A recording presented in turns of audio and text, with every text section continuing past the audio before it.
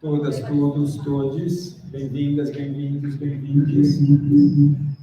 É um prazer estar aqui com vocês. Agradeço muito à professora Débora pelo convite e reencontrar também a professora Laura, que já é uma amiga de longa data. Nós entramos juntos aqui na UFM, viemos para cá em 2006 e então já é uma amizade de 17 anos praticamente que eu prezo muito.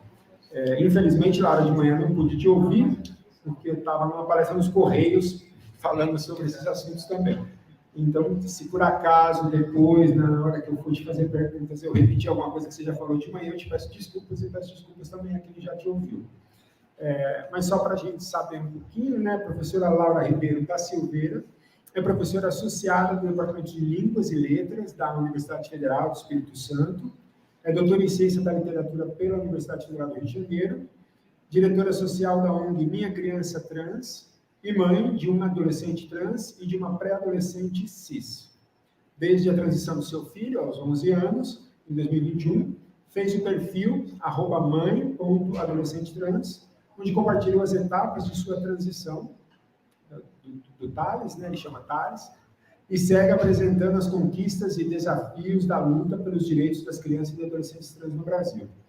Por meio da ONG, trabalha hoje junto a mais de 500 famílias que acolhem e defendem a transgeneridade na infância.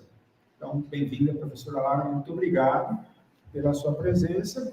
E depois a gente também vai ter a Raíza aqui, eu vou adiantando já, né? A Raíza está aqui do meu lado. Nós dois aqui. Mais fácil. A Raíza Martins, ela dela, ele deu, como vocês preferirem, @altievista não binário, altievista de 25 anos, estudante do curso de Ciências Sociais, pesquisadora de gênero, sexualidade e estudos de deficiência, gestora de marketing e social media em All Marketing e Performance. Vai ser a nossa segunda palestrante aqui da mesa, né? Eu não sei se vocês tinham estabelecido, Débora, tinha dado algum limite, uns 20 minutos, talvez, para cada uma falar? 30? 30 minutos, então, para cada um de vocês falarem. E aí, depois, ao final, eu volto para a gente fazer perguntas e abrir aqui para o auditório, que tem bastante gente aqui com a gente. Lá, a gente está no auditório do CCE, aquele primeiro onde a gente prestou o concurso. Tá bom? Obrigado. A palavra é sua. Obrigada pela introdução. Eu não sei, não é, se a plateia é a mesma da manhã, não é? De qualquer forma, para quem já me ouviu de manhã, eu vou mudar um pouco agora a minha fala, porque de manhã eu trouxe uma palestra especificamente sobre transfobia, não é? E essa mesa agora à tarde vai tratar mais de perto das questões da transgeneridade na universidade, né? Então, a realidade que eu tenho é a realidade da Universidade Federal do Espírito Santo, né, que é onde eu atuo como professora. Então, eu tenho uma experiência como mãe, né, de um adolescente trans, eu tenho uma experiência como diretora social da ONG Minha Criança Trans, que é uma ONG recém-criada, né, apesar da gente já atuar como coletivo há mais tempo, a ONG foi criada em novembro do ano passado, né, para que a gente pudesse conseguir atuações mais efetivas, né, no campo, sobretudo, da política e das políticas de saúde da pessoa trans, e principalmente, né, de crianças e adolescentes trans. É a única ONG, por enquanto, eu espero que surjam outras, a tratar exclusivamente de crianças e adolescentes trans do Brasil.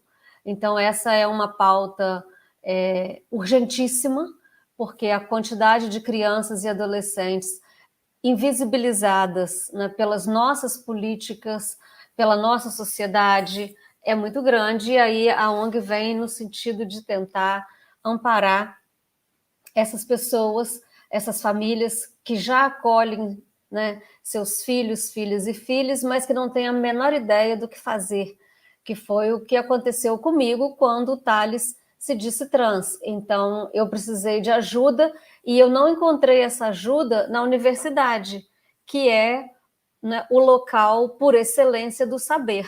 eu encontrei essa ajuda em outra mãe.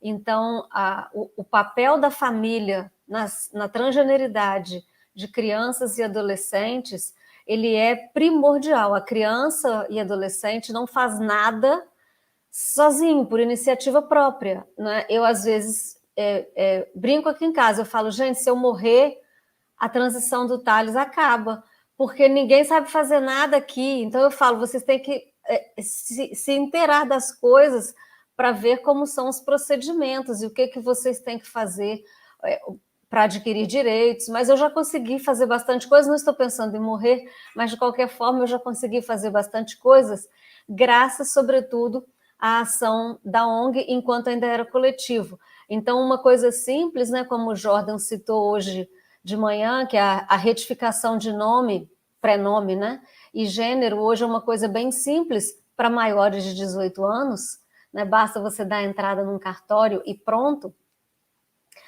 Para menor de idade, é via judicial, então é um processo e tem audiência com o juiz, mas a ONG consegue hoje, né, facilitar isso de modo que com um encontro com o juiz, tudo possa ser resolvido, e depois você fique da dependência apenas do cartório realizar a retificação das certidões, que inclusive o Luizir teve que ir lá no cartório buscar, né, pedir que agilizassem isso, embora fosse tudo informatizado, mas o cartório estava demorando, e eles têm um prazo de 7 dias, já que o Thales nasceu em Teresina, então a documentação dele tinha que vir de Teresina. Mas, enfim, isso foi só um exemplo, né, para dizer da necessidade da ONG, da necessidade das famílias no amparo a crianças e adolescentes trans que não podem fazer nada por iniciativa própria, né? Tudo tem que ser a partir do apoio, né, e das assinaturas de pai e mãe. Então, até o uso do nome social, que a gente considera uma coisa hoje bastante simples, inclusive em escolas, né? O MEC hoje obriga a escola a acatar nome social. O nome social da criança e do adolescente só é obrigatório na escola se os dois pais assinarem o pedido em algumas escolas, sobretudo se os pais são divorciados. Então, a escola exige a assinatura de ambos os pais e, em muitos casos, se um pai se recusa a assinar, e nós sabemos que nós vivemos numa sociedade machista, patriarcal, transfóbica, né, em que, em muitos casos, o pai não acolhe a criança trans e a mãe luta sozinha, e a escola, então, não aceita o nome social porque entende que estaria desrespeitando a vontade do pai. Então, mesmo sendo a vontade da criança e, às vezes, né, de um dos pais, ainda há muita recusa das escolas. Mas aí esse é um campo, né, que eu conheço a partir da ONG. Agora, o campo que eu conheço como professora é o da universidade, né, onde hoje eu tenho um grupo de alunos e alunas e alunos muito mais diverso do que eu tinha, por exemplo, né, quando eu comecei a trabalhar na universidade, lá em 2006. Era muito mais gente dentro do armário, né, era muito mais gente sem conhecimento dos seus direitos, daquilo que efetivamente estava ao seu alcance. Né? Hoje eu tenho em sala alunos trans, eu tenho em sala alunos com expressão de gênero variável, então eu tenho alunos que se identificam como homens, mas que usam batom e pintam as unhas e vão de saia para a aula e gostam de performar o gênero desta forma. Tenho alunos que usam nome social, tenho alunos que já fizeram retificação de nome. Então, isso é tudo bastante recente. A gente percebe na universidade um movimento no sentido de acolher essa diversidade, né? Que antes da pandemia, por exemplo, para fazer um recorte já bem menor no tempo, a gente não tinha, né? A gente tinha uma população bastante reprimida, inclusive eu tive uma aluna que foi meu aluno até terminar o curso, e ao terminar o curso me mandou um e-mail dizendo que tinha mudado seu nome, que agora se identificava e aí me passou um nome feminino, mas que teve que esperar terminar a faculdade para fazer a sua transição, porque a universidade ainda não tinha uma política de retificação imediata de nome, nem de uso imediato de nome social, e a família não apoiava. Então, a universidade hoje ela é muito mais dinâmica nessa questão de nome social, nessa questão de acolhimento e respeito à pessoa trans. Estou falando de um recorte específico aqui da Universidade Federal do Espírito Santo. Eu trabalho aqui no Centro de Ciências Humanas e Naturais, então é um grande centro. O meu departamento de Línguas e Letras é o maior da universidade, nós somos 55 professores, então tem um contingente de alunos muito significativo, e hoje eu vejo uma diversidade muito grande ali no campus, e isso me alegra muito. Por outro lado, como eu falei hoje de manhã sobre transfobia, a transfobia ela permeia todo esse cenário.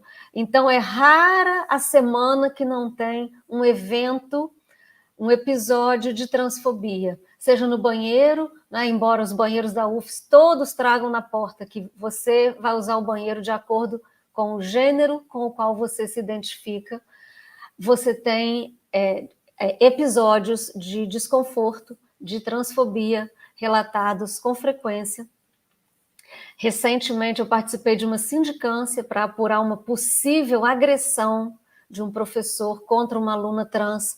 Felizmente foi um mal-entendido, não foi isso que aconteceu, mas só de ter havido a sindicância foi desconforto suficiente para a gente pensar que não era um ambiente para ter esse tipo de evento, esse tipo de episódio, mas infelizmente a gente ainda tem.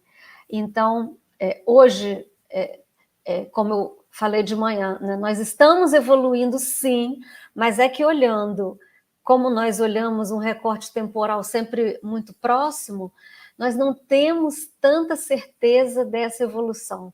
Nós ficamos, às vezes, achando assim, nossa, a gente dá 2 passos para frente e 1 para trás. E, às vezes, o contrário, 1 para frente e 2 para trás. Com políticas que surgem, com projetos de lei desde janeiro deste ano. Já foram mais de 30 projetos de lei apresentados no Brasil contra a população trans. Então, a gente pensa assim, que a luta é infinita, e que os ganhos são mínimos, mas eles acontecem, eles vêm aos poucos, mas eles vêm. E dentro da universidade, a gente está numa posição, num local privilegiado. Ali tem que acontecer o movimento maior, o movimento primeiro, que é no sentido da educação, do esclarecimento, do acolhimento, do respeito. É a universidade mostrar para a sociedade civil, laica, enfim, extra acadêmica, que a transgeneridade é um fenômeno natural, e que precisa ser reconhecida e respeitada em todas as esferas. Então, quando o aluno, o professor, o funcionário, e aí de todos os gêneros, A, E, aluno, professor, funcionária, se sente acolhida, acolide dentro da universidade, nós temos uma possibilidade de passos maiores nessa caminhada. Porque na universidade nós conseguimos, por exemplo, desenvolver pesquisas, nós conseguimos, por exemplo, participar de eventos. Então, eu estou aqui hoje, conversando sobre transgeneridade, porque a minha universidade me autorizou a fazer isso.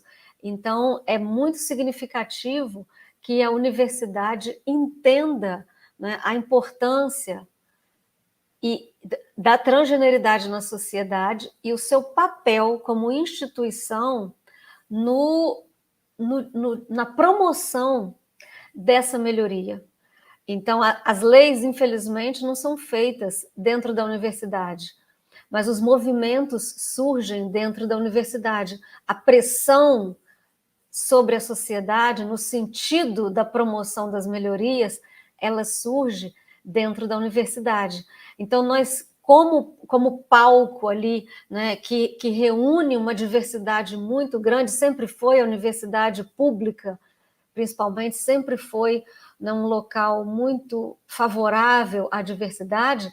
Nós temos que usar isso a nosso favor e nós temos que ser capazes de dizer, olha, na nossa universidade não existe transfobia. Olha, na nossa universidade a pessoa trans é respeitada em todos os sentidos. Na nossa universidade a pessoa é identificada da forma como ela desejar. Isso tem que acontecer, isso tem que acontecer para ontem, né? E hoje a gente percebe que existe um movimento muito grande nesse sentido. Eu falo aqui da UFES, mas eu percebo que em outras universidades também. Eu vejo relatos, eu vejo colegas comentando como que o ambiente universitário tem se mostrado mais favorável, mais receptivo à transgeneridade, né? E, bom, e aí, então, a princípio, né, a minha fala em relação à universidade é essa, e um desdobramento disso, e que hoje de manhã eu só mencionei, porque não era o alvo da fala, e também por uma questão de tempo, mas eu também não vou explorar aqui, eu só faço questão de registrar sempre, porque eu, como professora da área de letras, eu acho que é muito necessário falar da importância da linguagem neutra inclusiva. Então, hoje isso é uma outra batalha, né? Como a gente tem um conservadorismo aí lutando contra a linguagem neutra, né? Dizendo que o português não tem neutro, dizendo que isso fere a gramática, fere o latim. Então, por favor, né, vamos pensar que a língua tem que estar a serviço da sociedade e não o contrário. Então, uma língua, ela só reflete de fato uma sociedade se ela consegue dar conta de todos os seus fenômenos. E a diversidade é um fenômeno na nossa sociedade, e muitas outras também, mas estamos falando especificamente da nossa sociedade brasileira, século XXI. Precisamos de uma linguagem inclusiva para ontem. Então, é necessário esse apoio. Então, quando você vir ou ouvir alguém utilizando a linguagem neutra, incentive, apoie, participe, tente. Jordan hoje comentou que prefere usar termos mais amplos, como pessoa, né, direção, profissional, para evitar o binarismo na linguagem. É um passo muito significativo. A nossa linguagem ela não tem que ser necessariamente binária. E se a língua é um exercício de poder, não é nada mais significativo que as minorias tenham o direito de exercer poder também pela linguagem, por essa ferramenta. Então, pela escolha do pronome, pela escolha do artigo, a linguagem ela precisa acompanhar esse movimento de evolução da sociedade. E, mais uma vez, a universidade é o melhor lugar para disseminar esse tipo de ideia. Então, dentro da universidade, nós precisamos falar da importância da linguagem neutra. E eu quero ouvir colegas, então vou encerrar minha fala por aqui. Mais uma vez, muito obrigada.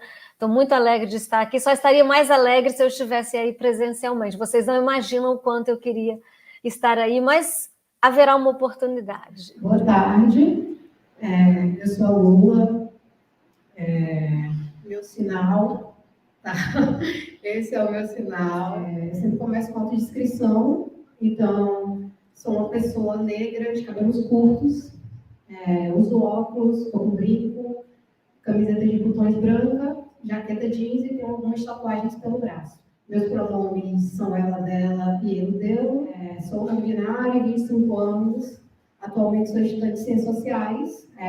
Pesquiso na área de gênero, sexualidade e estudos de deficiência, principalmente voltado para o autismo. Eu sou diretora, aqui eu botei gestora, mas eu sou diretora de comunicação, né, e social media na Marketing Performance. Quando as meninas me convidaram para falar, eu tive que me questionar muito sobre o que eu ia falar, porque normalmente, quando eu sou chamada para falar nesses espaços, né, eu sempre trago a minha vivência em relação ao autismo, né? Eu fiz umas anotações que eu queria trazer para vocês, só para a gente relembrar qual é a relação da luta antimanicomial com a luta contra a LGBTfobia, né? Porque em 1952, né, a Associação Americana de Psiquiatria publicou no Manual Diagnóstico Estatístico de Transtornos Mentais que a homossexualidade, antes falada, era uma desordem, né? O que fez com que a, aspas, opção sexual fosse estudada pelos cientistas, né? Então, quando a gente vai falar sobre essa questão de transexualidade, a gente tem que falar sobre a despatologização disso. Principalmente quando voltado para pessoas trans, que a gente ainda é tratado como uma pessoa no sentido de desordem, né?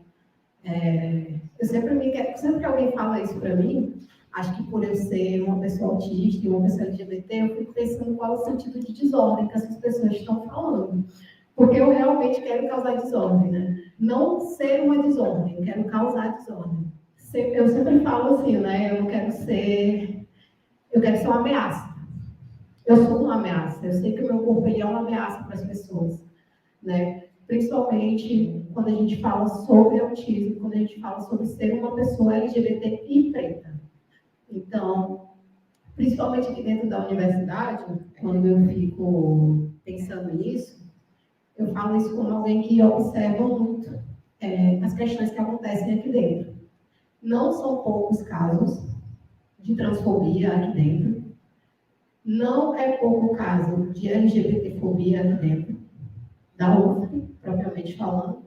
Falo como quem já passou e como quem vê a gente passando, né? Como eu tenho esse contato muito grande com pessoas trans aqui dentro, que, a certo modo, a gente tem que criar um vínculo, a gente tem que criar uma rede de afeto. Eu acho que a partir do momento que a gente se junta e a gente entende o que é ser amado, que é algo que nos foi negado por muito tempo, a gente entende e a gente começa a se sentir pertencente desse lugar, né? Um ambiente academicista capitalista, que ele não quer corpos não normativos, digamos assim, corpos com deficiência, corpos que não estão dentro da norma de gênero que eles nos impõem, né? Então, eu escuto relatos de casos aqui de, acho que quase todos os dias, né? Não estou aqui para dizer que isso aqui não é desconfortável, isso aqui é muito desconfortável. Sabe, a gente chegar aqui e ainda ter que falar que existem relatos de transfobia. Partindo de professores, eu acho que isso não deveria estar sendo comentado nesse momento. Eu estou falando isso porque eu escutei um relato de transfobia por professores há, tipo, uma semana atrás. Então, tudo isso que acontece aqui dentro, isso faz que a gente se evada daqui de dentro, que a gente saia daqui de dentro. E é isso que eles querem. Eles querem que a gente saia daqui de dentro. E aí, quando a gente fala dessa questão, puxando para o meu lado do autismo, né, a gente tem um estudo australiano, feito lá em 2018, que apontou essas taxas de 69,7% de homossexualidade, bissexualidade e assexualidade no grupo de pessoas autistas, né? Então, em grande parte, os estudos provam que a gente, que está dentro do espectro, a gente tem essa maior conectividade, digamos assim, com as questões LGBT, né? Eu costumo dizer que talvez seja por as questões de que a gente não entende muito bem, eu pelo menos não entendo muito bem, não aceito muito bem regras ou normas sociais, né? Então, a gente passou por um processo muito demorado para sair desse aspecto de desordem mental, doença mental, né?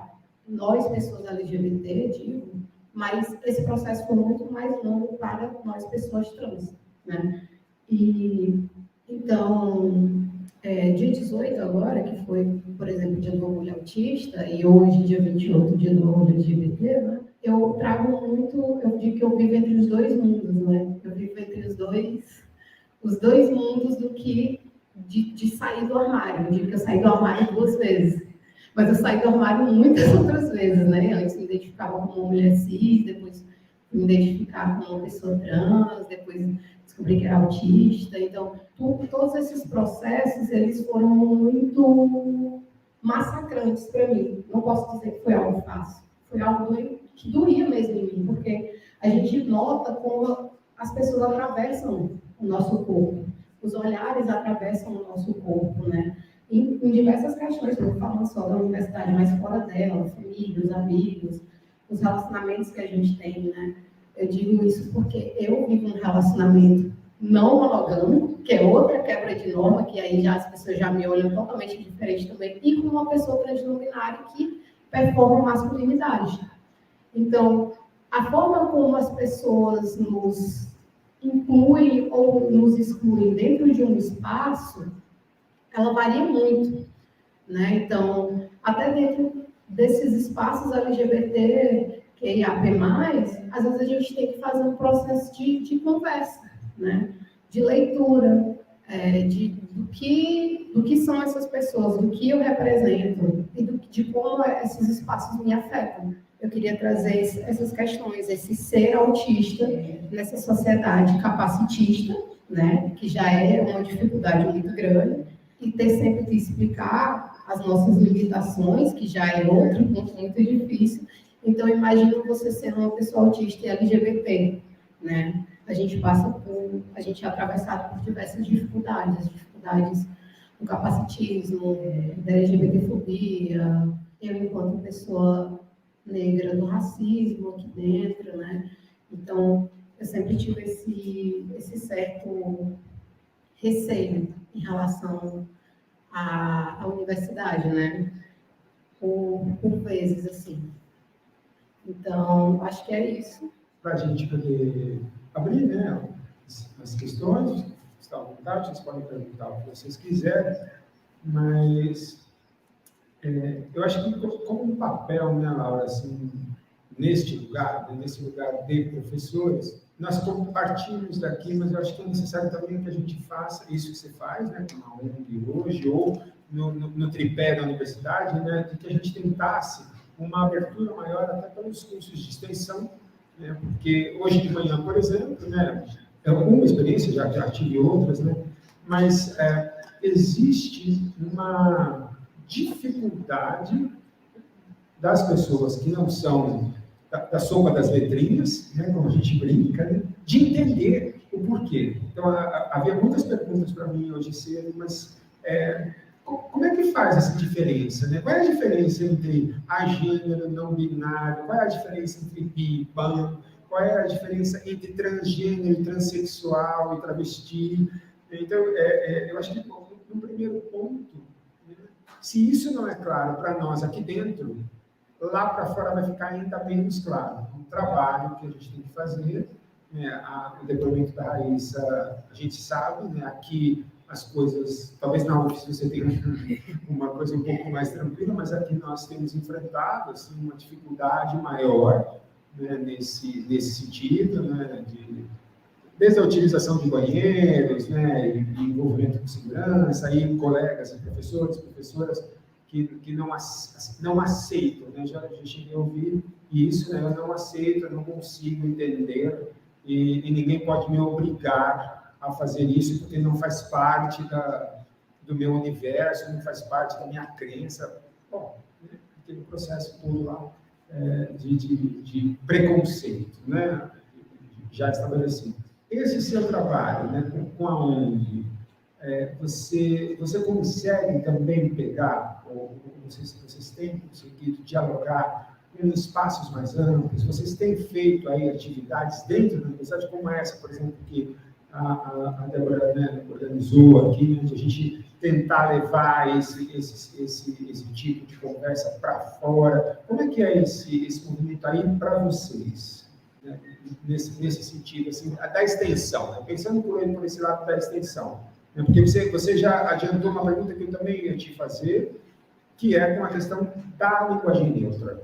As pessoas têm uma grande resistência a isso, e a discussão sempre cai no isso não é português, isso não existe no VOLPE, então se não está no VOLPE a gente não usa, e eu vivo dizendo, né, olha, delivery não está no VOLPE, gay não está no VOLPE, Covid não estava no VOLPE, entrou agora, porque nós precisamos desse novo vocabulário para dar conta de coisas com as quais nós convivíamos, mas ainda não estavam claras o suficiente, não havia uma reivindicação, né? Então, como é que você tem assim, trabalhado fora desse ambiente também? Já que dentro é difícil, né? Mas fora desse desafio. E aí eu deixo também a pergunta parecida assim, para a Raíssa também, como ela trabalha, né, com marketing, social media e tal, também como é que ela lida com essas questões no ambiente de trabalho dela, saindo daqui. Né? A questão de tirar da universidade, né, para os muros, para além dos muros da universidade, ela é sempre bastante complicada na nossa sociedade, né? E aí a gente sabe que a barreira maior que existe é, de fato, a do preconceito. Então, o nosso trabalho na ONG, ele é de formiguinha, numa primeira instância, porque é pontual mesmo, com cada família que nos busca. Então, uma família entra em contato com a ONG porque o filho disse que é trans e a família está perdida e não sabe o que fazer. E aí a gente começa assim, que pessoas da família estão dispostas a ouvir, aceitam a realidade e podem ser aliadas, para saber, de fato, assim, por onde começar. Agora, assim, é muito comum que a gente não tenha muitas pessoas na família apoiando. Se sai do universo da família, fica mais difícil ainda. Eu não sei, né, o quão familiarizados, assim, o quão informados vocês estão a respeito da repercussão da presença da ONG na parada de São Paulo, porque foi, de fato, assim, um absurdo a forma como a sociedade reagiu. Ano passado, a ONG foi pela primeira vez na parada LGBT, com um carro, e foi morrendo de medo, porque a gente ainda estava assim muito na sombra, nos ecos, né, de um desgoverno, né, extremamente reacionário, e não houve nenhum tipo de movimento negativo em relação à nossa presença lá. E aí, esse ano que a gente está, então, vivendo um momento de maior liberdade, a gente foi com 200 famílias para a parada, e com as crianças maiores de 12 anos, e as crianças se sentem muito bem entre os pares, né? Aquela coisa que a Lu até falou, da importância de você conviver com as pessoas, né, que são como você, para você não achar que você, né, é um ET na sociedade. Então, as crianças adoram quando elas se encontram, fazem uma farra, e ainda mais na parada, que já é um movimento de muita alegria. Mas, assim, não esperou nem o dia seguinte, né, para a mídia, a grande mídia fomentada pelos políticos de extrema-direita que ainda estão no poder e que estão querendo palco para novos cargos e novas eleições, caírem de pau mesmo em cima da gente. Então, assim, as mães só não foram chamadas de santa. O resto apareceu todo tipo de acusação, né? Então, como desdobramento, a CPI agora do ambulatório, um dos poucos, o Brasil tem 4 ambulatórios que dão assistência a crianças e adolescentes trans. No país inteiro, 4. E, claro, os 4 na região sudeste. Então, a gente, através da ONG, a gente tem solicitado a abertura de mais ambulatórios, pelo menos um em cada capital do país. E aí, quando a gente acha que a gente vai conseguir isso, vem uma CPI em cima do maior ambulatório, que é o da USP, né? Porque surgiram acusações de que crianças estão sendo operadas e estão tomando hormônio no ambulatório. Então, assim, é um desconhecimento total da lei, do Conselho Federal de Medicina, né, que eu já falei aqui hoje de manhã, que não permite a hormonização cruzada antes dos 16 e não permite nenhum tipo de cirurgia em menor de 18 anos. Então, a gente tem que falar o óbvio, lidar contra a barbárie, toda vez que a gente sai do meio restrito ali, ou da academia, ou das famílias, ou da ONG, ou do ambulatório, daquele meio que já lida de perto com a transgeneridade. Se sai um pouquinho dali, a gente já enfrenta um absurdo de resistência, de transfobia, de discriminação. Então, é muito comum criança ter que ser trocada de escola. A Lua falou da evasão na universidade. A evasão escolar é absurda. É absurda. Bem antes da universidade, a criança trans ela já desiste da escola, porque a escola desistiu dela primeiro. Então, aqui, eu comentei isso hoje, o Thales é um felizardo em relação à escola, a escola dele é muito parceira e não é a realidade que a gente percebe das outras crianças. É muito comum essa fala que você trouxe aí de uma professora universitária, de falar, eu não sou obrigada a usar, eu não sou obrigada a aceitar, mas tem uma lei que obriga. Então, que escola que vai peitar, né, a sociedade para falar, que vai peitar os outros alunos, né, e para falar, olha, você vai fazer sim, porque a lei obriga. Então, são poucas, né, mas a escola do Thales aqui, ela encampa bastante, né, essa política de diversidade, né, de entender que só faz sentido, né, um ambiente educacional se ele for diverso. Para que a gente vai reproduzir mais do mesmo? Né? Qual é o sentido disso? Então, hoje, a universidade aqui promove, agora falando da extensão, promove eventos de extensão muito voltados para a diversidade. Então, esse mês especificamente, né, que é o mês do orgulho, tem evento quase diário, né, em um ou outro setor da universidade, sempre no sentido de palestras, de esclarecimento, aquilo que você falou das pessoas não entenderem a diferença mesmo entre ser bissexual ou ser pansexual, a confusão que as pessoas mais fazem e que a gente é super acusada, né, nas redes sociais, é de estar sexualizando as nossas crianças, sexualizando a infância das crianças, que criança não sabe se ela vai gostar de menino ou de menina, que criança não tem que ter opção sexual. Então a gente tem que começar lá do básico para explicar que identidade de gênero não tem nada a ver com sexualidade, com opção, com orientação, com nada que diga respeito ao outro. Identidade de gênero só diz respeito a si próprio.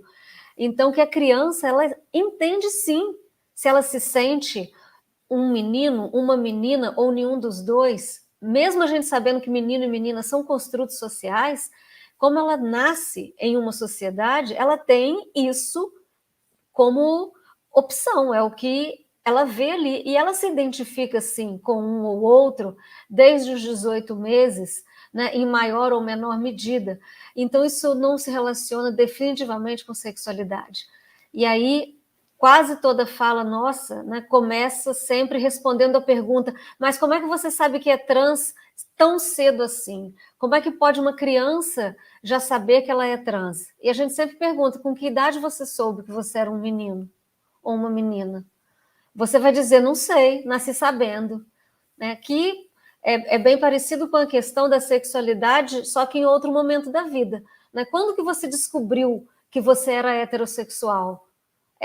Vale da mesma forma para quem é homossexual ou bissexual. Assim, você nasceu sabendo, mas teve um momento em que você parou para refletir a respeito da sua identidade. Teve um momento que você parou para refletir a respeito da sua sexualidade. Então, a gente, né, tem que trabalhar com a educação desde o básico, né, até questões mais amplas, e aí para eu fechar aqui a minha resposta, pensando assim, no que é o nosso ponto máximo hoje na ONG. Né, a gente conseguiu fazer a primeira conferência livre de saúde de criança e adolescente trans, no dia 21 de maio, de onde nós conseguimos tirar 5 propostas para levar para a Conferência Nacional de Saúde, que acontece agora em Brasília, de 2 a 4 de julho, e aí sim com propostas de leis, de mudanças significativas, porque nós tivemos mais de 500 participantes, então foi uma quantidade suficiente para garantir que a gente levasse todas essas propostas por meio de 3 delegados para a Conferência Nacional. Então, aí é a gente tentando agir lá no topo, né, de onde as decisões são tomadas, para ver se isso vem descendo em cascata e chega às nossas crianças e adolescentes trans. Né? Então, nós temos alguns projetos na ONG de mapear essas crianças. Por que as pessoas acham que não existem crianças e adolescentes trans no Brasil? Porque isso não é mapeado. O IBGE não pergunta. Então, nós da ONG estamos tentando esse mapeamento. Como na ONG nós temos o cadastro de todas as famílias que nos procuram, nós podemos dizer que só na ONG nós temos 580 famílias do Brasil todo. Mas imagina a quantidade não cadastrada, que nunca ouviu falar da ONG, que tem uma criança trans e nem sabe que tem, ou que tem e não aceita, e recusa essa realidade. E aí vai desde, né, motivo religioso a falta de conhecimento mesmo, de informação. Às vezes a pessoa é até bem intencionada, mas não tem a informação, porque quantos de nós ouvimos falar na escola sobre a transgeneridade? Eu nunca. Né? Isso não é assunto para a escola, isso é ideologia de gênero, que é outro fantasma da nossa sociedade. Bom, deixa a Lua falar, porque você me conhece, né? Fico aqui até amanhã falando. Eu acho que a Laura falou bastante sobre o que eu queria falar, assim, né? Eu acho que o único ponto, né, pensando no que eu trabalho, quando a gente fala de comunicação e de rede social, as pessoas ainda têm, a gente está em 2023, as pessoas ainda têm aquela noção de que é uma terra sem lei, né? Então, quando a gente vai falar sobre redes sociais, por exemplo, e a gente vai pensar em linguagem neutra, hoje, pelo menos, eu vi um simples post de bem-vindo, criou um escarcéu, estava todo mundo se doendo, né? É um erzinho de nada, aquilo ali não vai fazer diferença na sua vida, sabe? Mas a nossa faz, né? Nosso sentido de inclusão, de se sentir pertencente de algum espaço, né? Então, quando a gente fala de comunicação e de educação, porque eu acho que são dois espaços ali que andam juntos, né? Quando a gente fala de se comunicar e de se expressar, e de educação, eu, enquanto alguém que, enfim, estou terminando um curso de licenciatura, né? E que, enfim, talvez eu não siga, mas era uma paixão que eu tinha. Pelo menos a gente, como professor, a gente sempre diz isso, né? Aí depois a gente fica assim, meu Deus, será que minha paixão é ser professor mesmo? Porque a gente observa muita coisa, né? Eu, por exemplo, nos meus momentos de residência, de dar aula, enfim, de PIBID, que eu passei por tudo isso, eu tive esse contato, principalmente com adolescentes periféricos.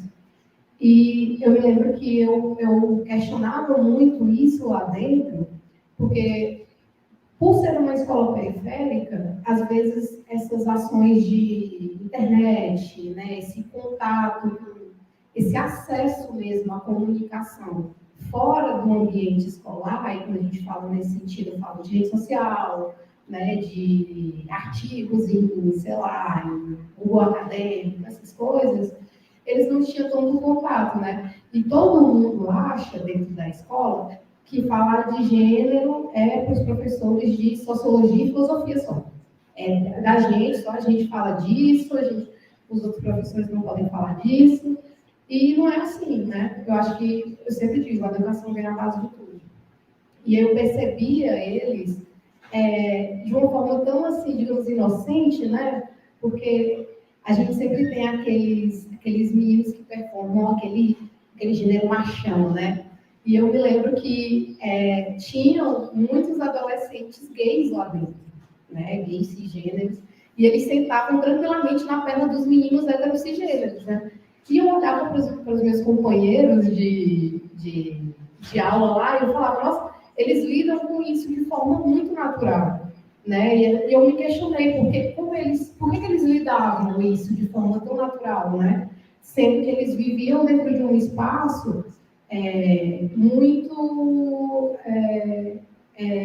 digamos assim, homofóbico, né? E tinha grande parte dos alunos, era uma situação de vulnerabilidade social muito grande, e grande parte dos alunos eram filhos de traficantes do local, né? Então, eu me questionava, por que vocês, né? Quem foi que disse para vocês o que é certo e errado em relação a gênero e tal? E foram os próprios pais, né? Então, como a gente tem, né, uma visão de que, nossa, não, essas pessoas não vão falar sobre isso, mas isso depende muito do espaço, da família, do contato que a gente tem com algumas situações. Alguns deles falavam que aquele tinha sido debatido na própria escola, entre outros alunos LGBT, mas não era amplo, porque era uma escola católica.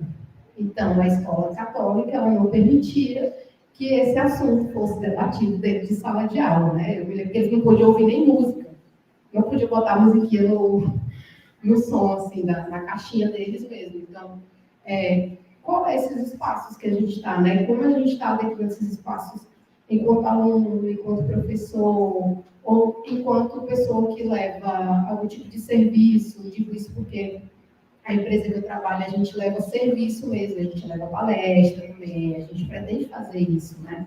Então, como a gente, enquanto pessoa LGBT, se sente dentro desses espaços, né? A gente, enquanto família mesmo, né?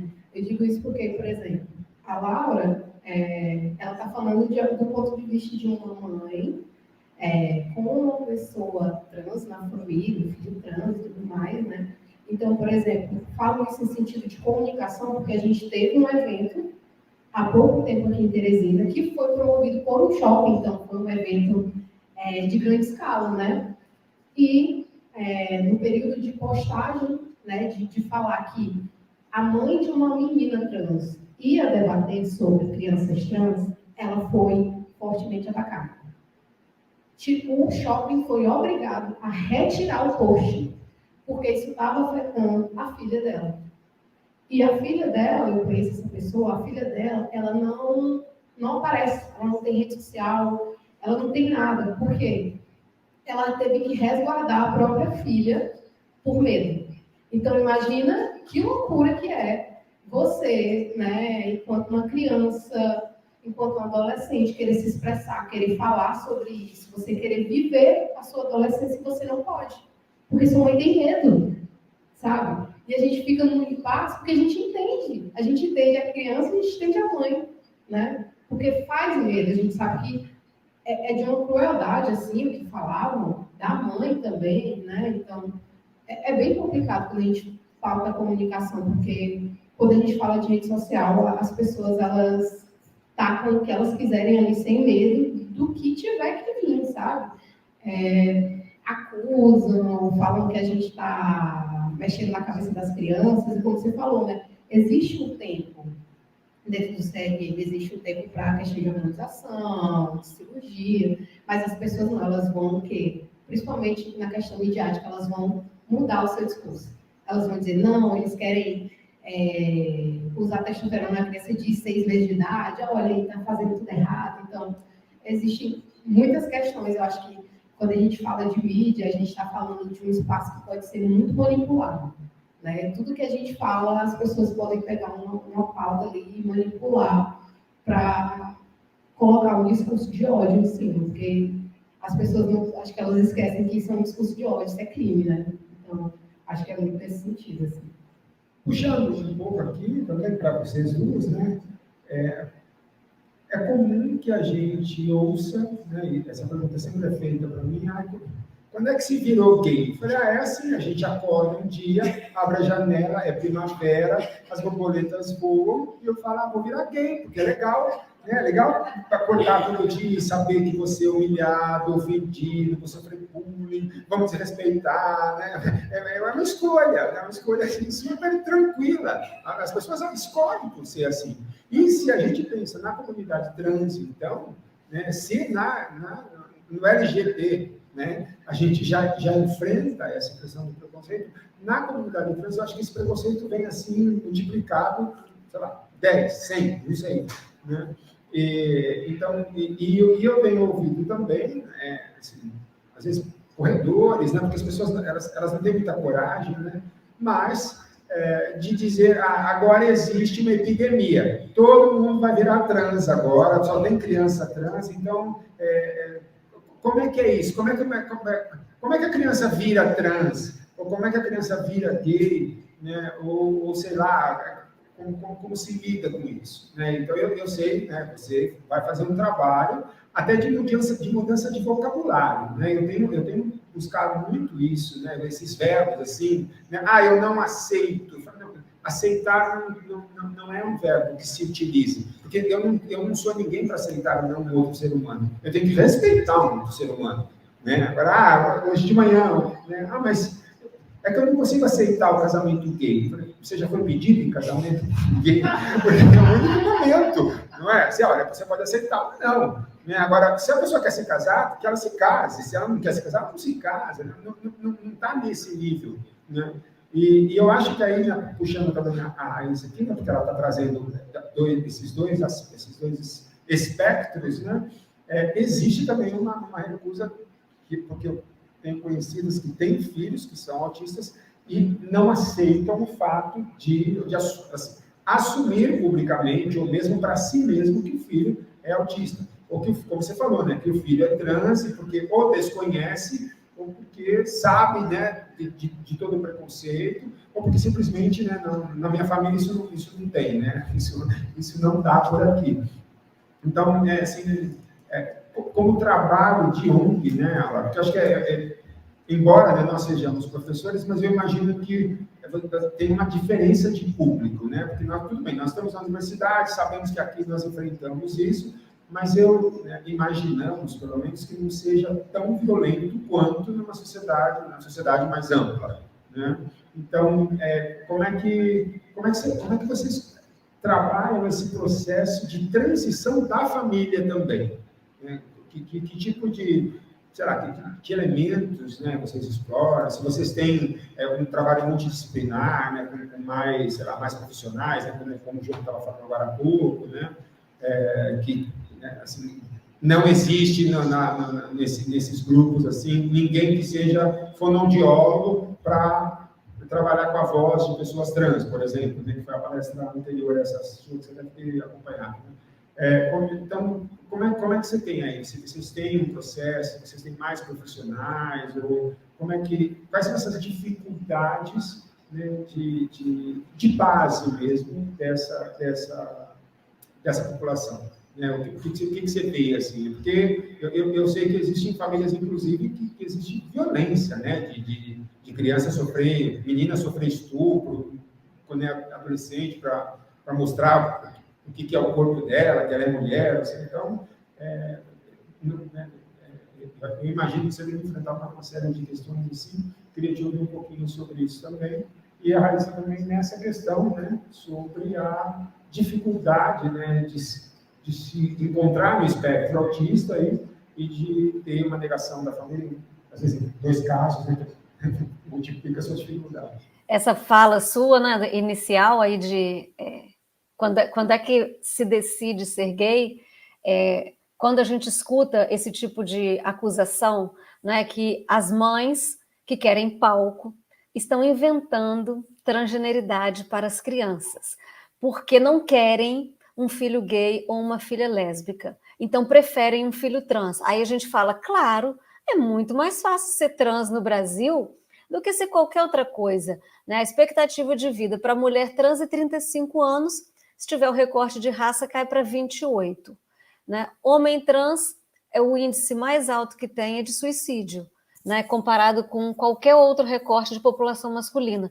Então, que mãe em sã consciência vai achar que é um caminho mais fácil para a criança dela se ela for trans, que aí ela vai começar a sofrer preconceito na escola imediatamente, né, quando ela quiser usar uma outra roupa, quando ela quiser usar um outro nome, mas a sociedade acha que tem mãe que acha que é mais fácil inventar um filho trans para não ter que lidar com um filho gay, uma filha lésbica. Então é um grau de ignorância, né, que não tem limites. E aí a gente fala que a transgeneridade em si, ela é um barato, ela é um fenômeno sensacional. O problema é como a sociedade reage a ela. Então, você vê uma pessoa transicionar é fantástico, é maravilhoso, porque você vê uma pessoa que vivia contida, que vivia sem voz, que vivia uma vida que não era dela, de repente se encontrar e se mostrar para o mundo, e querer participar de tudo, e querer estar em tudo. E aí você, como mãe, fica preocupada porque você sabe da violência da sociedade contra isso, contra esse fenômeno, contra esse movimento. Então, a minha preocupação, quando o Thales fala, eu vou no aniversário da fulana, vai ser uma festa na praia, tem piscina, tem praia junto, vôlei, a molecada vai brincar o dia inteiro. Eu já penso, isso vai dar confusão. Vão me telefonar para ir lá resolver algum problema sério. Eu não consigo pensar como, vai ser ótimo, ele vai se divertir a beça. Não dá para ter só esse pensamento por causa da sociedade. Né? Não é por causa dele, ele está super feliz de poder ser quem ele é, da forma que ele é. E aí, de fato, nas famílias que chegam à ONG, a gente percebe que é impossível a criança transicionar sozinha, a família transiciona junto. Então, enquanto a família insiste, por motivos mais diversos, numa recusa à transição, que pode ser porque a igreja disse que isso não existe, porque a minha vizinha levou em alguém que cura, porque isso é mau exemplo dentro de casa, isso é porque você cria muito solto ou muito preso. Enquanto a família usar esses artifícios para recusar a transição da criança, a criança não transiciona. Então, a transição da criança ela só existe com a transição da família. A família tem que transicionar junto. Infelizmente, o que a gente vê em muitos casos é a mãe transicionar junto. E aí, tem desde divórcio até conselho tutelar, tentando tirar a guarda da mãe, acusada de louca, porque cismou que tem um filho trans. Então, é uma sociedade ainda tão ignorante, né, no sentido literal da palavra, que o trabalho ele tem que ser muito minucioso. Então, a gente promove também na ONG palestras assim sobre transgeneridade em todos os aspectos e fala para convidar pessoas que você acha que precisariam participar, que precisariam ouvir. E aí a gente tem psicólogos na ONG, inclusive psicólogos que fazem atendimento social, né, para as pessoas que não têm condição de pagar um acompanhamento psicológico. Lá no Antigos, né, no ambulatório da USP, tem fono que faz, inclusive, um estudo com as crianças, não no sentido de modificar a voz das crianças, mas faz um estudo no sentido de registrar a voz das crianças, principalmente as crianças que estão em bloqueio puberal, para ver em que medida o bloqueio está afetando a voz, se a voz também está sendo preservada, né, juntamente com as características sexuais secundárias, preservada no sentido de não aflorar. Então, no ambulatório, a gente tem uma rede enorme, tem endócrino, né, o Thales lá ele tem acompanhamento com a parte da endócrino, porque ele faz bloqueio puberal, e com a parte de psicologia. E a psicologia é fantástica, porque as crianças têm encontros em grupo e dividido por idade. Então, o encontro é para crianças de 11 a 13, para crianças de 13 a 15. São grupos separados por idade, porque eles vão ter os mesmos interesses de assunto. Então, agora estão conversando sobre interesses amorosos, porque agora no grupo de 13 a 15, essas questões começam a aparecer para esses adolescentes, né, que não são mais crianças. Então, na ONG, a gente consegue orientar a família, principalmente no sentido de que profissionais você deve procurar. Quem pode te ajudar, te amparar de acordo com as necessidades e demandas da criança também. As pessoas não transicionam da mesma forma. Tem criança que não tem problema nenhum com o próprio corpo. Tem criança que tem uma disforia que não consegue sair do quarto. Né? Tem criança que pega a faca ou a tesoura para cortar a genitália. Né? E aí a família precisa ter uma um conhecimento muito bom do estado dessa criança para entender do que essa criança precisa. Mas nem toda família é capaz de perceber isso. Então, procura um psicólogo de imediato para que o psicólogo possa ajudar.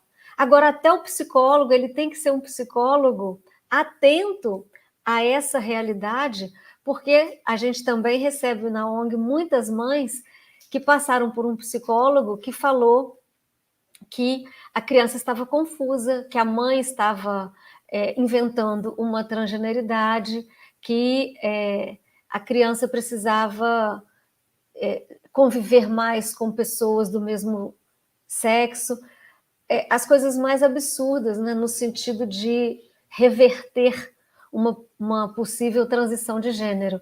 Então, o psicólogo tem que ser preparado, né? Assim como o endocrinologista, o pediatra, a ginecologista, né, que vai atender um menino, um adolescente trans, ela tem que saber lidar com essa população.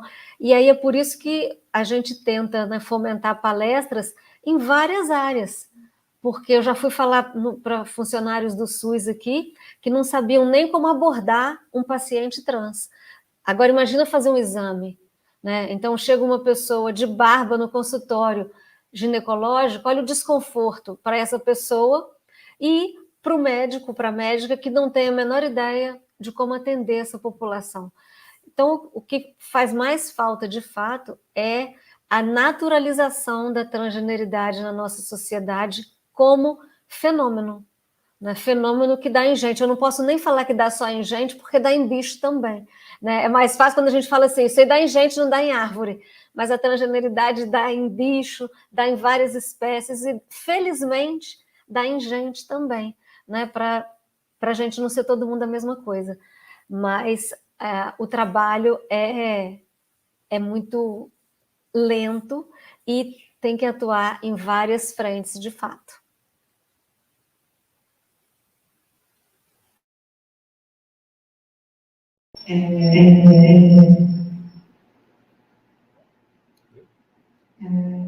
Eu acho engraçado, porque essa pergunta, normalmente, as pessoas pensam que comigo foi o contrário. Na verdade, a minha família aceitou muito bem o fato de eu ser uma pessoa LGBT, mas não aceitou o fato de eu ser uma pessoa autista. Demorou muito para que esse processo acontecesse, né? E aí, como o Luzi disse, né, andar por esses dois espectros foi para se entender enquanto pessoa que está em dois ambientes que para as outras pessoas vai ser um ambiente para me atingir, para me ameaçar, né? Então, é bem complicado, assim.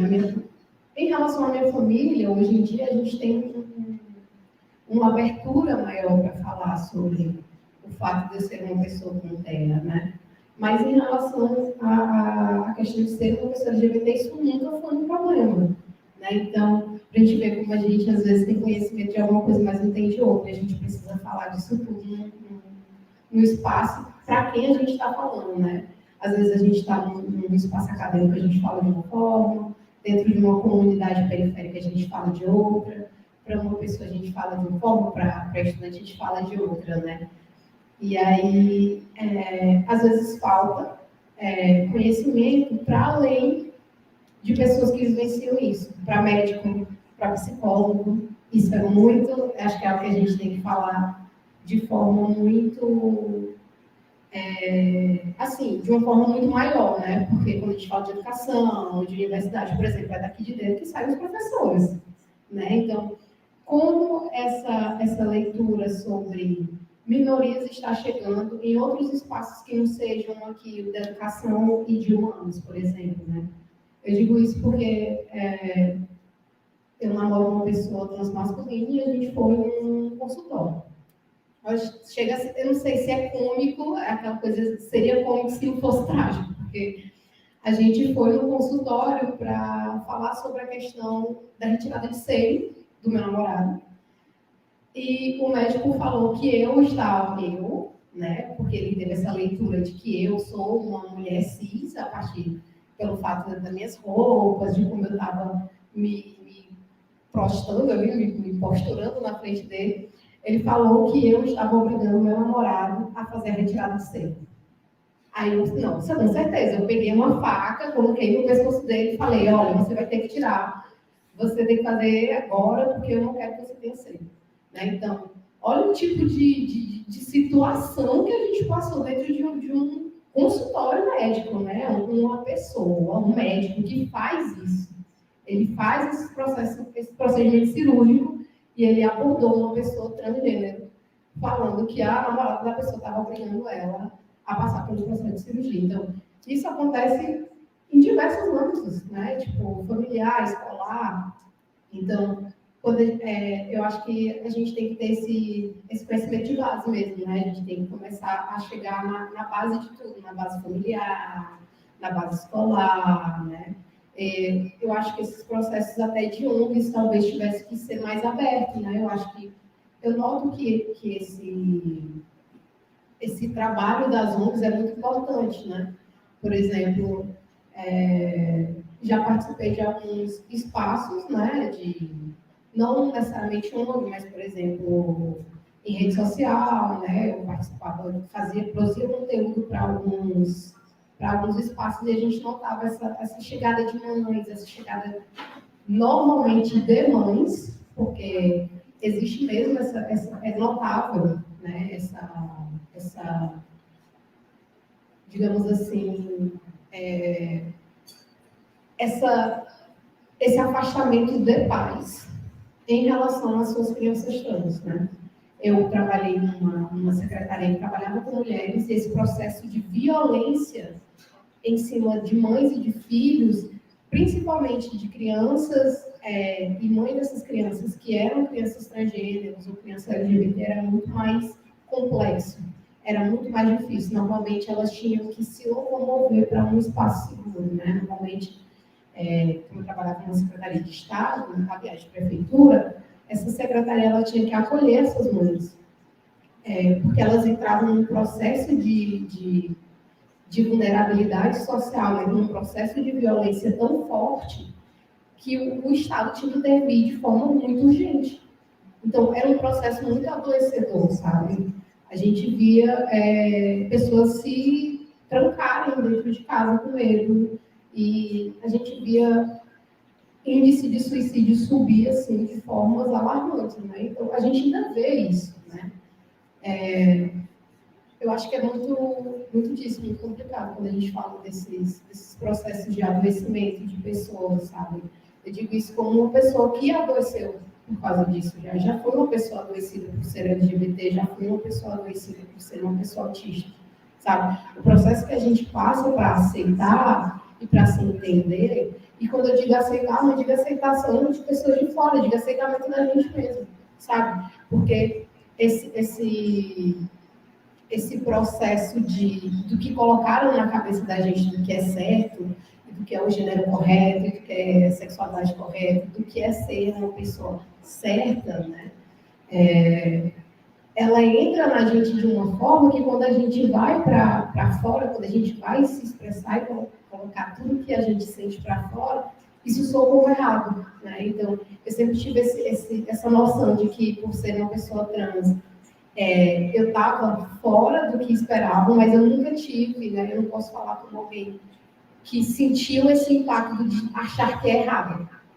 Porque eu acho que, dentro da minha família, esse processo de ser uma pessoa LGBT nunca foi visto como algo errado. Então, talvez por, enfim, a minha família ser majoritariamente de pessoas LGBTs, né? E a gente tem de gay, bi, até, sei lá, quem performa um tipo de gênero, quem é drag, a gente tem de tudo ali dentro, entendeu?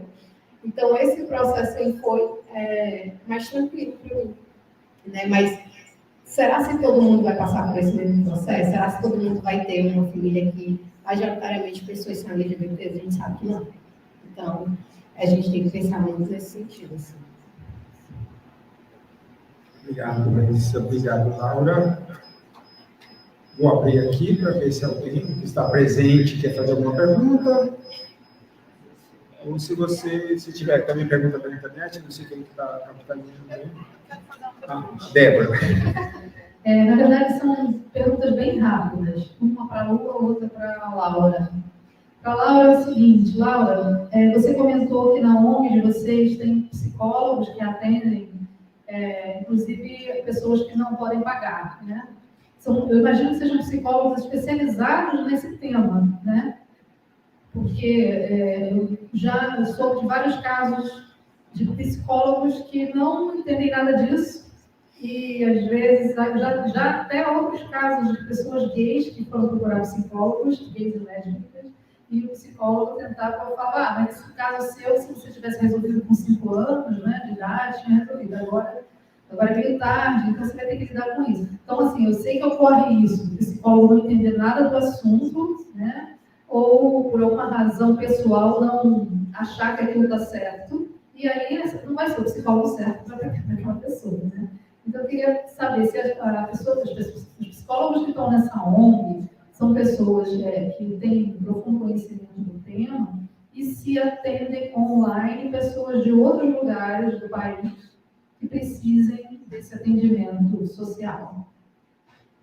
Então, sim e sim, para as duas perguntas, né? Os profissionais que estão vinculados de alguma forma à ONG, na verdade a gente tem assim lista, né? Às vezes até por estado a gente tem lista de profissionais que atendem, mas a gente tem a lista dos que atendem online, dos que atendem com valor social, e são todos profissionais que já estão dedicados à causa, à população, a essas especificidades da transgeneridade, né? Principalmente da transgeneridade.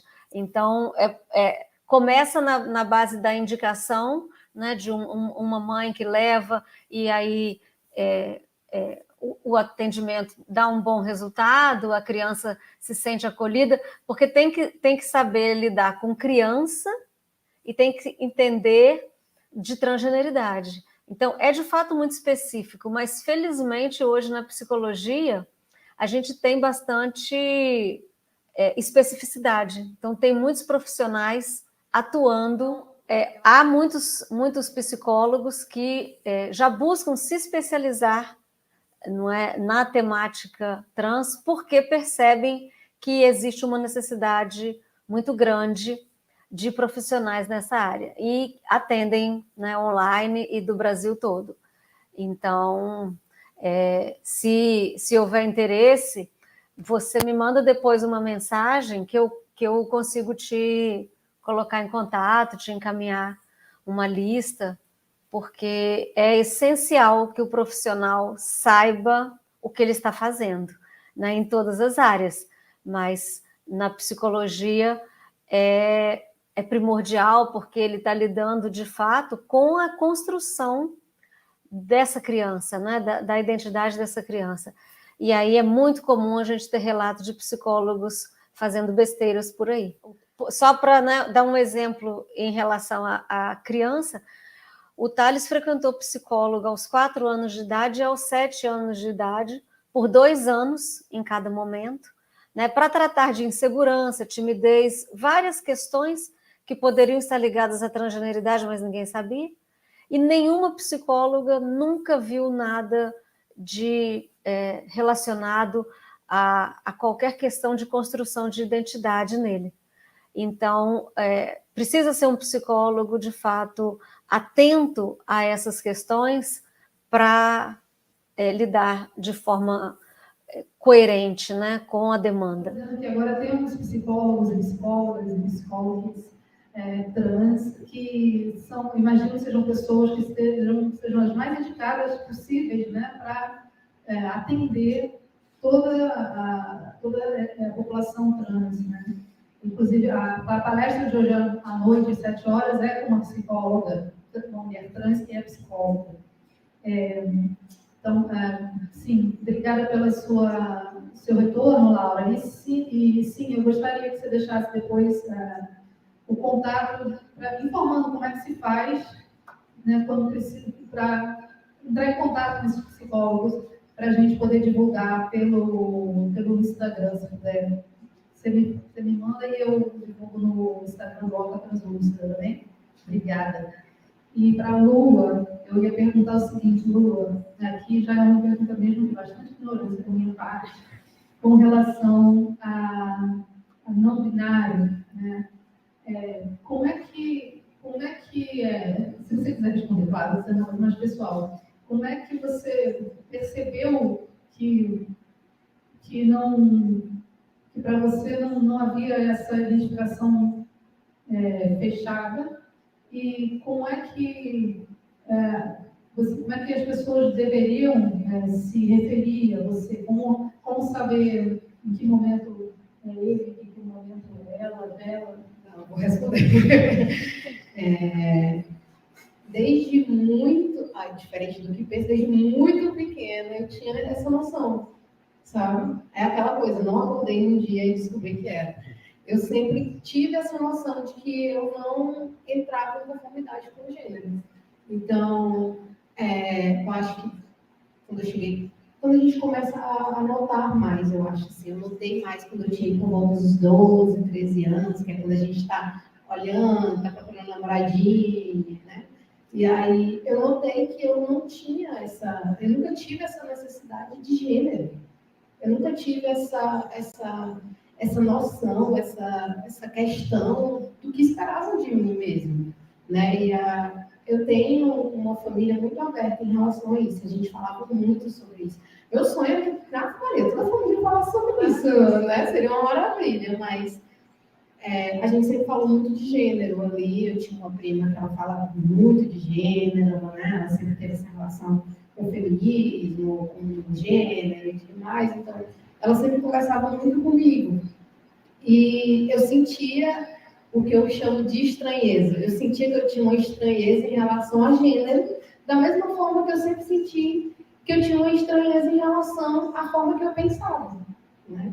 Então, por exemplo, eu só fui descobrir que era autista há um ano atrás, né? Mas eu sempre tive essa noção em relação à não-binariedade, eu sempre tive essa noção de que eu não tinha essa conformidade de gênero, mas eu passei por todo aquele processo de como eu me encaixo, né, dentro dessas caixinhas que a gente quer, um homem todo, a gente quer estar ali dentro de uma caixa só, né, e eu tive esse processo ainda, e acho que foi esse o processo mais, que me doeu mais, né, por exemplo, como eu tinha muito medo em relação à minha família, e eu tive disforias, né, hoje em dia não, estou bem tranquila em relação a isso, mas eu tive disforias com o meu corpo. Então, eu, por exemplo, não tinha dinheiro para usar baile, né? Que, para quem não sabe, o baile é essa faixa de compressão que a gente utiliza. Eu usava atadura, sabe? A atadura que a gente usa no médico. Eu usava atadura. Gente, chegava em casa que o meu estava em carne viva, sabe? Em carne viva pura. Então, eu sempre passava por esse processo. Chegava em casa, pegava tudo, botava dentro da bolsa, ia para a universidade. Chegava na universidade, tirava as ataduras, passava as ataduras, e os meus amigos me davam as roupas que eu queria utilizar naquele dia, né? Então, eu antes me identificava muito nessa relação de gênero fluido. Então, eu tinha essa fluidez de gênero. E aí, eu falava para as pessoas, olha, hoje me chama só nesse pronome, né? Mas a gente sabe que é difícil a gente falar para todo mundo ali, né? Olha, é esse pronome hoje. Então, eu fui entendendo e eu fui entrando nesse movimento de transgeneridade, eu fui entendendo mais ainda que eu me encaixava nessa questão de não-binariedade. E eu me sentia bem, né, nessa questão de não-binariedade. Foi quando eu falei, não, eu sou uma pessoa não-binária, né? Tem todo aquele processo dos espaços. Não, mas não-binária não é uma pessoa trans. E eu falava, não, mas eu estou fora do que a gente espera, do gênero, do binário, né? Então, sim, sou uma pessoa transgênero dentro daquele espaço. Então, tudo isso foi todo um processo para você se entender dentro de um espaço, de como você quer ser chamado, né? Eu, antigamente, usava muitos pronomes masculinos, né? Sempre usava ele dele. Hoje em dia, não, sou bem confortável, gosto do ela dela, eu gosto dessa sensação, né, da pessoa olhar para mim e falar, não, ela dela. Eu falei, não, meus pronomes são ela dela, mas eu não sou uma mulher, como você quer que eu seja, eu não sou uma mulher cisgênera, né? Então, existiam todas essas questões, eu acho que eu passei por todas elas, mas talvez esse processo da disforia, ela me foi muito complicada, assim, né? Eu acho que foi um processo que ele não machucou, não só mentalmente, mas fisicamente, né? Então, eu penso muito nesse sentido. Acho que passei por essas etapas em relação à binaridade, mas eu sempre tive essa sensação mesmo. A gente não sabe explicar. Né? Não sei. Eu olhava para mim e eu sabia que ali não existia uma oportunidade de ler. Pronto. Era isso. Não tinha muito, né, muito esse processo. Assim. As pessoas esperam que a gente. Nossa, senti uma coisa no peito. Meu Deus, será? Oh, meu Deus, cheguei para todo mundo. Olha, sou uma pessoa trans. Ai, que bom! Todo mundo feliz. Não. Eu com certeza não abri a janela na primavera e fiquei, meu Deus, que felicidade ser uma pessoa trans. Aqui todo mundo vai me aceitar aqui. Não vai ser isso. Né? Então, a gente ri de nervoso. A criança que manifesta uma performance de gênero, ela manifesta aquilo de forma provisória. Então, ela brinca de performar o outro gênero. Acabou a brincadeira, ela volta a ser ela. A criança trans, a criança que não está confortável com aquele gênero imposto, ela não quer mudar. Ela acorda e ela dorme falando naquilo, ou performando quando é muito nova e não fala ainda. Ela não sabe que tem um nome, às vezes, né? Como eu falei hoje de manhã, a forma como ela se vê e a leitura que a sociedade faz dela, ela não sabe que existe um nome para esse descompasso. Então, ela se sabe uma menina, mas ninguém a trata como uma menina. E ela tem um pênis, e ela já viu que pênis não é coisa de menina, e isso é dito para ela, você é um menino, olha, você tem piu-piu. E aí a criança pega, eu vou cortar esse piu-piu fora, então, porque aí eu vou virar uma menina. Frases como, se eu morrer, será que eu consigo nascer de novo como menina? É relatado na ONG, como criança muito nova tendo dito. Criança pega com a tesoura na mão para cortar a genitália. Várias. Isso não é performar o outro gênero numa brincadeira de agora eu sou o cowboy, agora eu sou a mocinha, agora eu sou a dona de casa. Não, isso é sério. Isso traz sofrimento, a criança chora, a criança se fecha no quarto, para de comer. Às vezes faz xixi na cama e não passa a fase do xixi na cama. Então tem vários sintomas que a criança apresenta que mostram que assim, existe um desconforto de identidade ali e a criança está lutando para se entender e para que os outros a percebam. Né? A fralda enrolada para fazer um cabelão igual da mãe. O dia inteiro a fralda na cabeça, não é uma brincadeira de casinha momentânea. É o que ela gostaria de apresentar para os outros, é como ela queria que os outros a vissem. Então, dá para... E aí, como o Luizy terminou, né? Se você convive com a criança, você percebe que se é uma performance de gênero, uma coisa de brincadeira de faz de conta, que tem e é saudável, né? Ou se é uma questão de identidade. Né? Que até, né, isso a gente escuta, né, e lê, né, em mídia social esse tipo de acusação. Porque a criança quer brincar que ela é um hipopótamo, então agora eu tenho que entender que ela é um hipopótamo porque as mães de trans dizem que se o filho fala que o gênero dele é outro, tem que entender. Então, uma comparação que não cabe. A criança brinca de ser um hipopótamo, de ser qualquer coisa. É diferente. O tempo da brincadeira acaba. O tempo da identidade não acaba. Ele acaba em sofrimento, se ele não for em algum momento realizado. Né? Então, é muito fácil, na verdade, perceber, mas demanda atenção, demanda escuta. Uma das coisas que a gente mais fala na ONG é escute a criança. A criança, ela tem algo a dizer. Ela sabe muito mais de si do que os adultos tendem a imaginar. Então, dê oportunidade à criança para ela se expressar, para ela dizer o que ela sente, como ela se sente, para ela conversar sobre ela. Então, o Thales sempre teve total liberdade aqui em casa para falar sobre o que quisesse, mas nunca trouxe esse assunto, até o dia em que ele resolveu que ele precisava de ajuda por causa da disforia. Então, quando o corpo começou a incomodá-lo, ele trouxe o assunto. Então, a criança, ela geralmente não percebe esse incômodo no corpo, porque o corpo de uma criança não difere muito além da genitália. Ela percebe a genitália e o adulto é incisivo em falar. Você tem pinto ou você tem pepeca, você tem que se comportar como um menino ou como uma menina.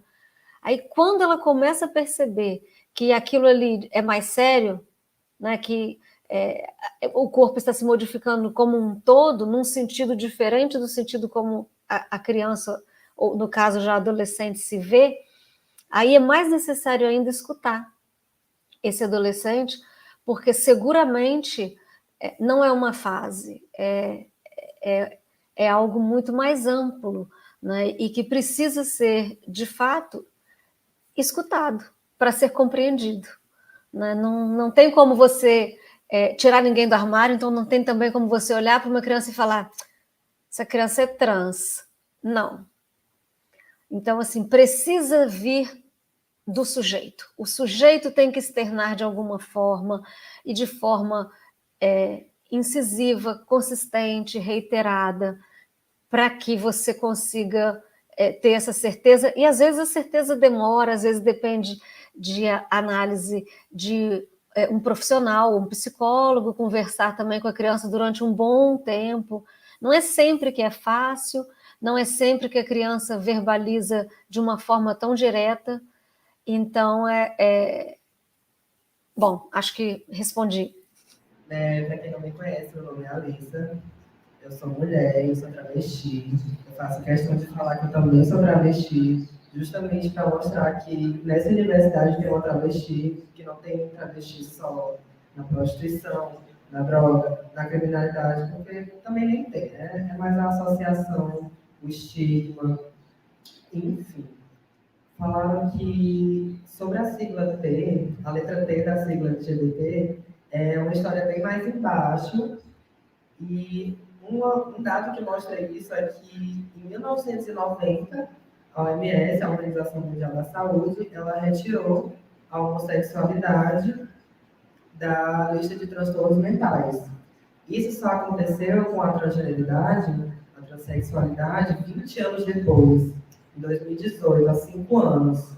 E isso mudou como deve ser feito o tratamento para pessoas trans, coisa que ainda não acontece no Brasil. Só um detalhe.